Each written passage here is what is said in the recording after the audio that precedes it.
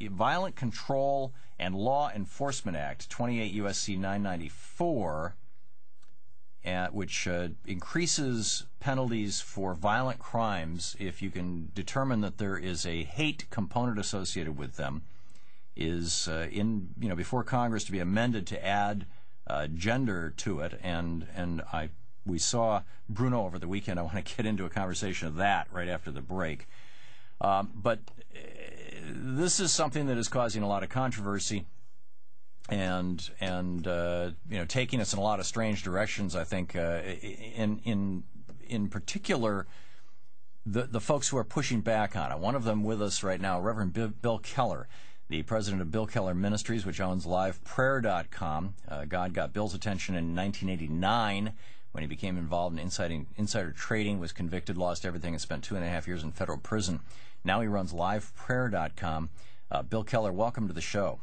Good to be on with you, Thom. Thank you.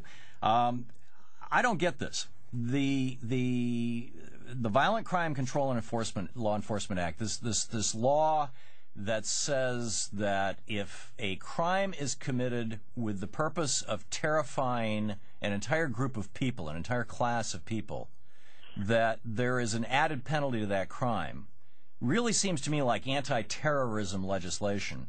And the Congress now is, in all probability, going to add sexual orientation to it to protect gays, and in the wake of Matthew Shepard and whatnot.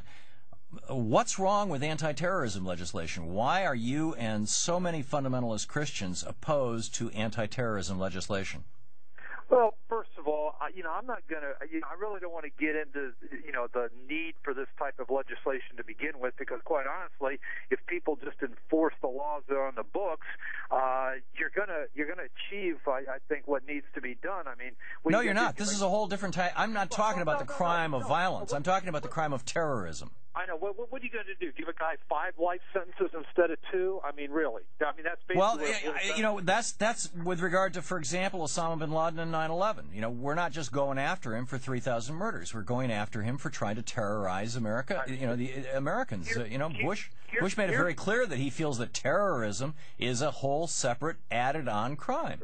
Here's my concern, and the concern a lot of people in the Christian church have, because we've seen this played out in Sweden, in Great Britain, in Canada, and what's happened is this is actually going to end up being legislation that's going to be morphed into stifling free speech, and I'll tell you exactly how they're going to do it. When somebody like myself comes out and speaks against the sin of homosexuality, which is what the Bible calls it, just preaching from the Bible, people in the pro-gay movement, the radical homosexual movement in this country, are going to point to people like myself, and they're going to say, this man is inciting people to hatred and violence against gays with his speech. And then they will come after me in the context of this hate crimes law, from the standpoint that my speech is inciting people to violence, even if I never say a word about, well, go hang gay people, go beat up gay people, just speaking strictly from a theological standpoint. Respectfully, sir, you are being paranoid. We have the First Amendment in the United States, which prevents the. Well, let me just develop this. You are right that in Canada and Sweden and some other countries, it is illegal to speak in certain ways. In Germany, for example, if you sing the Horst Wessel song, Hitler's marching song in a public bar, they can put you in jail. They don't have the First Amendment in any of those countries. Sure. We do here. This law does not provide for putting people in jail, and nobody is even talking about having it provide for putting people in jail for what they say. If they commit, if you were to go out and commit a violent crime against somebody and make it very clear that your intention wasn't just to smash that person's face into the side of a building, but was to do so in a way that would terrorize every other person of their race or of their gender or of their sexual orientation within 20 city blocks or a mile or 10 miles or an entire nation, that your intention was to terrorize other people by virtue of that action of violence. That's what hate crime legislation is. It's anti-terrorism legislation. Thom, let me give you a great illustration of how this is going to be used.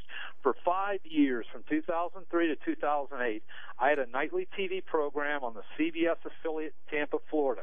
I was on 5 nights a week, an hour a night. It was a live program. I dealt with all the issues of the day that you deal with on your program and most news organizations deal with. Only I dealt with it from a Christian worldview, took live phone calls. 5 years I was on 5 nights a week. CARE, the Council of Arab Islamic Relations, which I'm sure you're familiar with, the self-proclaimed ACLU for the Muslim community, those people hated the fact that I was on there telling people Islam is a false religion, which according to the Christian faith it is.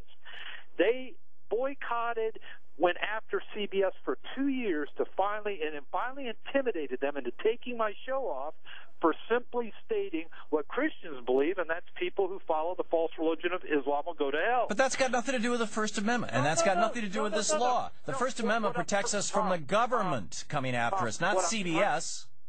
Thom, what I'm trying to point out to you is I am telling you right now, pro-gay groups, once this is enacted, is they're going to morph this thing and use it as a sledgehammer to come after people like myself who speak out against the sin of homosexuality, and they will do it under the guise that my speech is inciting people to violence. But Bill Keller, if you don't beat anybody up, if you don't shoot anybody, if you don't drag somebody to their death behind a pickup truck, if you don't crucify them on barbed wire, you don't have anything to worry about.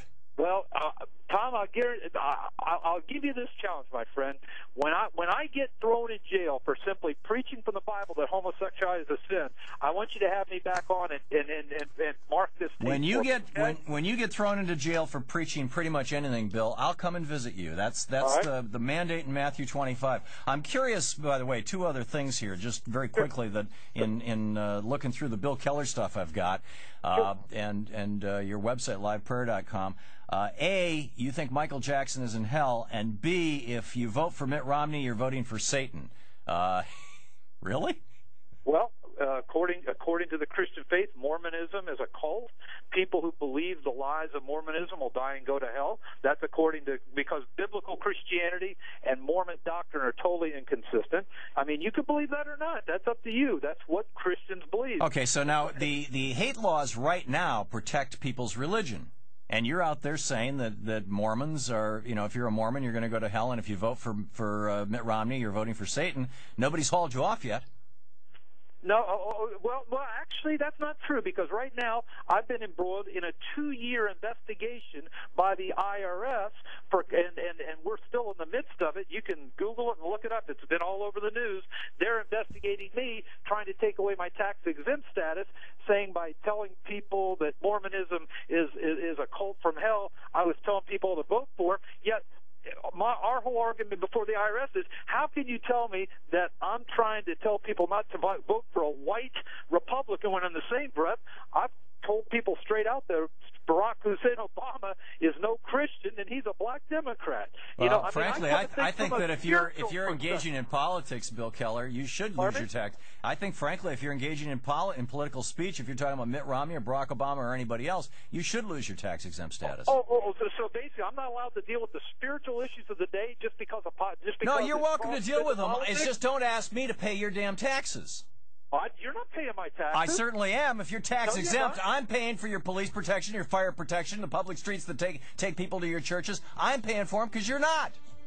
You're not paying my taxes, my friend. But we are all paying your taxes, Bill Keller. You watch when this legislation is passed, and you watch what happens, and have me back on, okay? All right, we'll do it. Bill Keller, liveprayer.com is his website. 16 minutes past the hour. Welcome back. We'll be right back. Excuse me. Thanks, Bill.